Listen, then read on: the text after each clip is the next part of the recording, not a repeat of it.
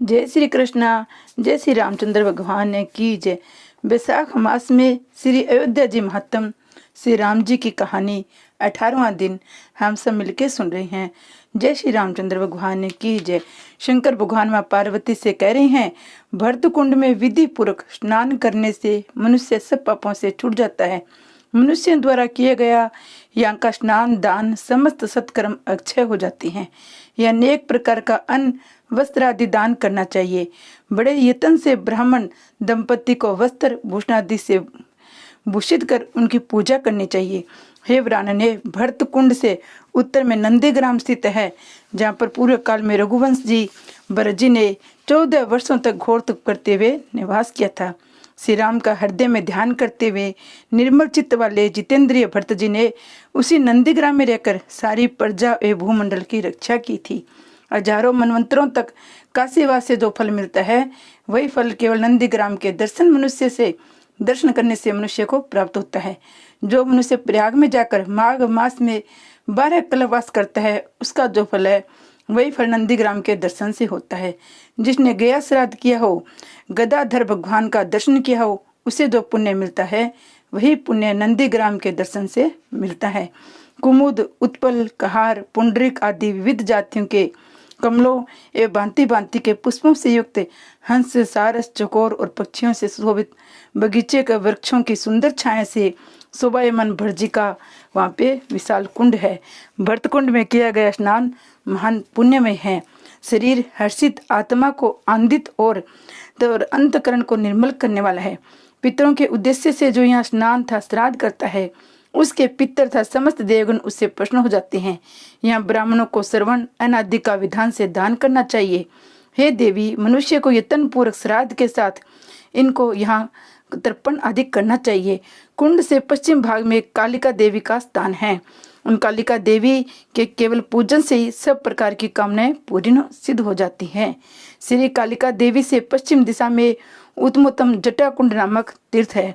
इस कुंड पर श्री राम आदि ने जटाओं का मुंडन करवाया था, अतः वह स्थान जटा कुंड नाम से प्रसिद्ध तीर्थ हुआ। यह स्थान तीर्थ स्थलों में सर्वोत्तम तीर्थ है। इस जटा कुंड में स्नान और दान करने से सभी मनोरथ सिद्ध होते हैं। भरत कुंड में उनकी पत्नी श्री मांडवी के सहित श्री भरत का सम्यक रूप से पूजन करना चाहिए। जटा कुंड में श्री सीता लक्ष्मण के सहित श्री राम का पूजन करना चाहिए। चैत्र कृष्ण चतुर्दशी के इन दोनों तीर्थों को वार्षिक यात्रा होती है। जटा कुंड से पश्चिम भाग में अजित देव का स्थान है। जो मनुष्य निराहार रहकर यह दुग्धार करते हुए अजित देव का पूजन करते हैं, उसके हाथ से सभी सिद्धियां निवास करती है। गायन वादन के साथ यहाँ महान उत्सव करना चाहिए। जो बुद्धिमान ऐसा करता है वह सब कामनाओं को पा जाता है। अजित देव से पूरे दिशा में स्त्रुगन कुंड नामक तीर्थ है। उस स्त्रुगन कुंड में स्नान दान करने से सभी कामनाएं पूर्ण होती है। चैत्र कृष्ण एकादशी को यहाँ स्नान करना चाहिए। अजित देव से उत्तर और भरत कुंड से दक्षिण भाग में सभी अभिष्टों को देने वाला गया कुंड नामक तीर्थ है। हे पार्वती, जितेंद्रिय होकर यहाँ स्नान करके यथाशक्ति दान था श्राद्ध करने पर मनुष्य सब कामनाओं को पूर्ण करता है। वहाँ पर श्राद्ध करने से नरक में पड़े हुए पिता पितामह आदि समस्त पितर भी विष्णु लोक को प्राप्त करते हैं। हे देवी, यहाँ पर सत्तू, हलवा या खीर से श्राद्ध करने से मनुष्य पितर ऋण से छूट जाते हैं।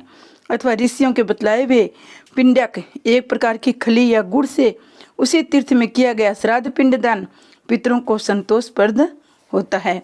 अतः इस गया कुंड पर श्रद्धा युक्त होकर मनुष्य को श्राद्ध अवश्य करना चाहिए। श्राद्ध करने से उसके समस्त पितृगण देवगण अति संतुष्ट हो जाते हैं। पितरों के संतुष्ट होने पर मनुष्य समर्थ और पुत्रवान हो जाता है। श्राद्ध से प्रसन्न पितृगण भूत से पुत्र, धन, ऐश्वर्य और समस्त भोगों को देते हुए श्राद्धकर्ता को निर्मल हृदय बना देते हैं। अतः यहाँ पर विधि पूर्वक यत्न से श्राद्ध अवश्य करना चाहिए। अभिष्ट फल चाहने वाले लोग श्रद्धालु श्रद्धा युक्त भली भांति गया कुंड पर श्राद्ध करें। यहाँ पर पितरों को दिया हुआ श्राद्ध पिंड दान विशेष रूप से तृप्तिजनक था, अच्छे होता है। सोमवार यदि अमावस्या आ जाए तो उसमें गया कुंड में किया गया श्राद्ध पितरों को नित्य संतोष देने वाला था, अक्षय हो जाता है। गया कुंड से पूरे दिशा में फलप्रद पिशाच मोचन नामक सर्वोत्तम तीर्थ विद्यमान है। वहाँ पर स्नान और दान करने से पिशाच योनि में नहीं जाना पड़ता है। वहाँ पर श्रद्धा सहित प्रयत्न पूर्वक मनुष्य को विशेष रूप से स्नान दान श्राद्ध करना चाहिए। मंगसर मास के शुक्ल चतुर्दशी को वहाँ का पूर्व दिन है। हे देवी, उसी समय विशेष रूप से वहाँ स्नान और श्राद्ध करने से पिशाचों की प्राप्ति नहीं होती है। पिशाच मोचनी तीर्थ के समीप पूर्व भाग में मानस नामक तीर्थ है। वह पुण्यों को सदन कहा गया है। यहाँ तीर्थ यात्रा जनों को अवश्य स्नान करना चाहिए। यहाँ स्नान तथा दान करने से सब कामनाएं पूर्ण होती है। सुमेरु पर्वत के तुल्य भी अनेक विधि पापों की राशियां यहाँ स्नान करने से नाश को प्राप्त होती है, इसमें संदेह नहीं है। जितने भी कायिक वाचिक मानसिक पाप है वे सब यहाँ स्नान करने से नष्ट हो जाते हैं। हे देवी, पुण्यात्मा दयालु मनुष्य को भाद्रपद शुक्ल पूर्णमासी को यहाँ की यात्रा करनी चाहिए। इस मास तीर्थ में दक्षिण दिशा में पुण्य की एकमात्र स्थली तथा महापापों को नाश करने वाली तमसा नामक नदी है, जहाँ किसी भी समय दान स्नान करने से सभी पापों का क्षय हो जाता है। जिसके परम मनोहर तट पर आत्मदर्शी मुनिजनों के सर्वभीष्ट प्रद विविध स्थान शोभित हो रहे हैं। वे पुण्य में समस्त पापों को हरने वाली है। वहीं पर मांडविक मुनि पापनाशक आश्रम भी है। श्री शंकर जी कहते हैं, हे देवी पार्वती, तमसा नदी का तट सभी ओर से अति रम्य है। वहीं पर मांड्य मुनि का परम पवित्र आश्रम स्थान है। जिस स्थान से तमसा नामक श्रेष्ठ नदी निकलती है वह वन अनेक वृक्षों के कारण मनोहर अधिकाधिक पवित्र है। तरह उस वन का नाम प्रमोदक है।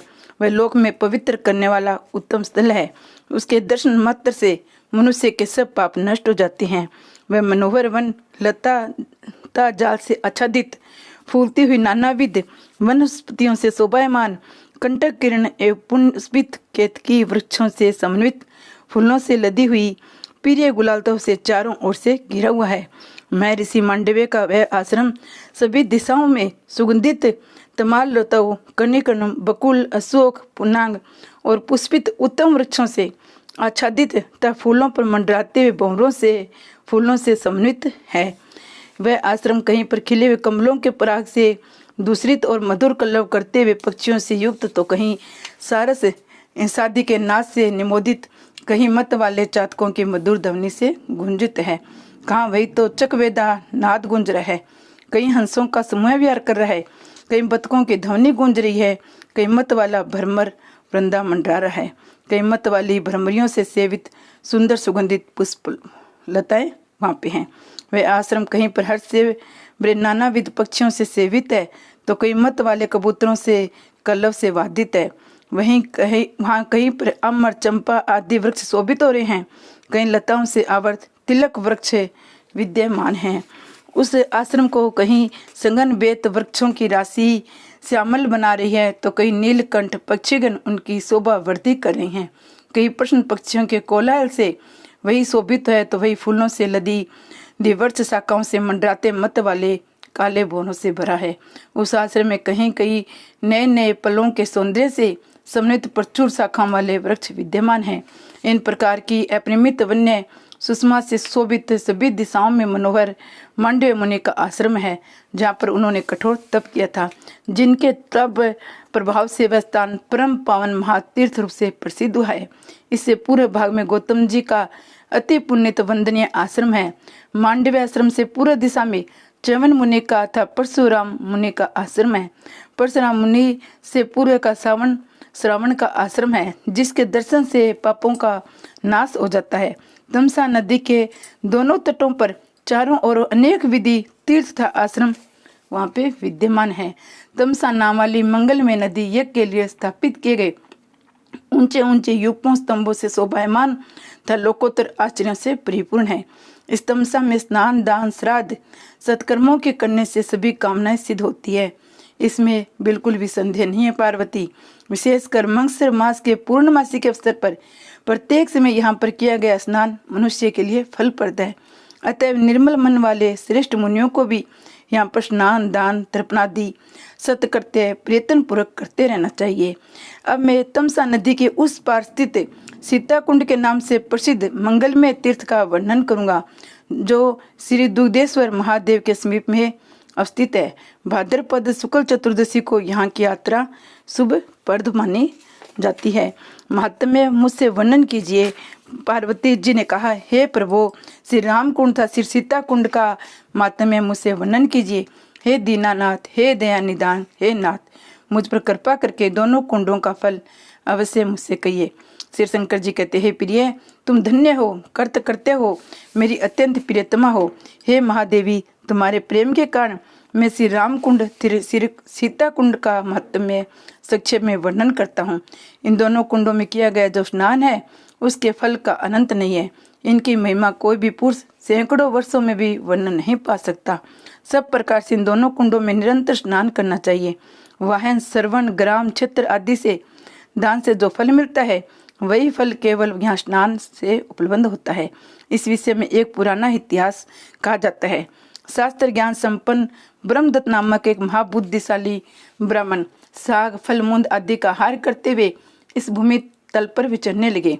उन्होंने गंगा, यमुना, गोमती, गंडकी, स्तुद्र, योशनी, चंद्रभागा, सरस्वती, प्रयाग, नर्मदा, महानद, शोभाभद्र, गया, विंध्याचल, हिमालय के जलप्रात, बद्रिकाश्रम और पवित्र आश्रम, नैमिषारण्य, तीनों पुष्कर, कुरुक्षेत्र, उनके समीपवर्ती तीर्थ तथा दूसरे भी अनेक पुण्य तीर्थों की विधि पूर्वक उन्होंने यात्रा की थी।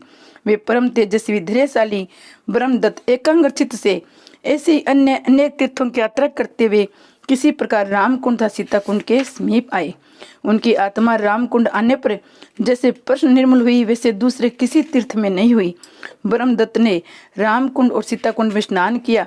इससे उन महापुरुष का मन एकदम निर्मल और शांत हो गया, प्रसन्न हो गया।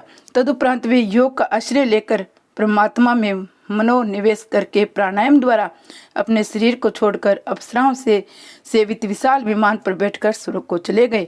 रामकुंड के प्रभाव से वे सायोजन्य मुक्ति को प्राप्त हुए। हे देवी, इस प्रकार रामकुंड और सीता कुंड का महात्म्य मैंने वर्णन किया है। इस आख्यान को निरंतर पढ़ने और सुनने वाला स्वर्गलोक को प्राप्त करता है। इन दोनों कुंडों से दक्षिण भाग में भगवान भैरव विराजमान हैं, जिनके दर्शन से व्यक्ति सब पापों से छूट जाता है, इसमें संदेह नहीं है। भगवान वासुदेव ने अपने अयोध्या क्षेत्र की रक्षा हेतु भैरव को आदर पूर्वक स्थापित किया था। सभी कामनाओं की सिद्धि हेतु मंगसर मास के कृष्ण अष्टमी को भैरव जी की वार्षिक यात्रा निश्चित की गई है। हे प्रिय, भैरव देव को सादर पूजन करने से मनोवांछित मनोरथों की प्राप्ति होती है। अतः मनुष्य को सदा प्रयत्न पूर्वक भैरव जी का पूजन करना चाहिए। इनके निमित्त शास्त्रों के निवेद आदि भोगोपचार का निवेदन करने से समस्त कामनाओं की सिद्धि होती है, इसमें संदेह नहीं है। जो मनुष्य इन महात्मा भैरव जी का पूजन प्रयत्न से करता है उसी का अयोध्यावास निर्विघ्न हो जाता है। इसलिए इनकी पूजा अवश्य करनी चाहिए। जो पूरे काल में श्री राम लोगों को रुलाने वाले रावण को जीतकर सीता व लक्ष्मण के सहित अयोध्या पधारे थे, उसी समय श्री राम के आगमन हेतु पहले ही परम शोभाशाली वीर ब्रजी अनुचरों के साथ भैरव देव के समीप स्थित हुए थे, अतः उनकी उपासना की थी। इस प्रकार श्री रुद्रमालय पार्वती शंकर संवाद रूप अयोध्या कांड 18वां अध्याय अपना संपूर्ण हुआ। जय श्री रामचंद्र भगवान की जय। जय श्री शंकर पार्वती माँ की जय। हरे राम राम राम हरे हरे, हरे कृष्ण कृष्ण कृष्ण हरे हरे। आशा करती हूँ आपको श्री राम कथा अच्छी लग रही होगी, तो आगे से आगे शेयर करें वीडियो को, कथा सुने, चैनल को सब्सक्राइब करें। जय श्री रामचंद्र भगवान की जय हो।